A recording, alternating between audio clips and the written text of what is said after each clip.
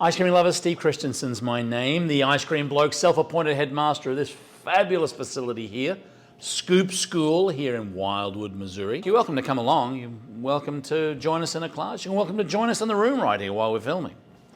No, I don't know about filming. Anyway, I do want to thank our episode sponsor, which is iRice. Thank you to Rod Oranger. Thank you to all the crew there that do such a great job at flavors. They do toppings, they do fudges, they do water ice. Their link is down below. Check them out. They do help us create this free content for you. So click on the link, say hello to Rod and the crew. I think you'll find it very beneficial. Okay, get a lot of great questions about using fruit and other purees in mix. So right down here, we have a bag of 14% ice cream base. And the question always is, okay, well, how do we get the best fruit flavor? The challenge is, let's take strawberries. So strawberries, a lot of people are using two ways. They're either using what we call IQF, or individually quick frozen fruit. Basically, they're taking these strawberries, picking them, washing them, running them under a nitrogen shower. There's a lot of benefits here. You're getting them in the store frozen. You're not paying for the weight of water or sugar or anything else. You do need to sugar these, but the challenge is there's a lot of water in strawberries, about 90 to 92%. There's as much water in a strawberry as there is in watermelon. So you say, well, what else can I use?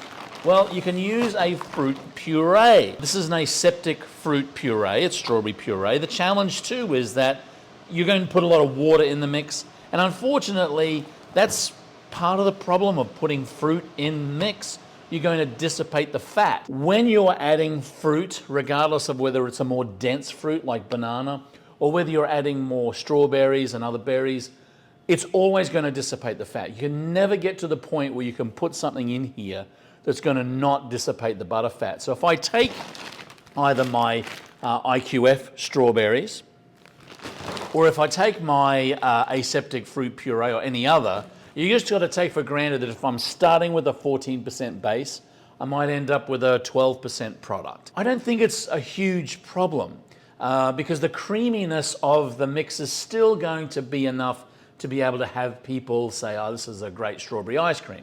But it's just part of our industry's challenge is that anytime you add water or a water-based product to your mix, you're going to dissipate that fat a little bit. I wouldn't be overly concerned about it. You can move away from these type of products and use an extract. They're very easy to use. They're shelf stable. They last a long time.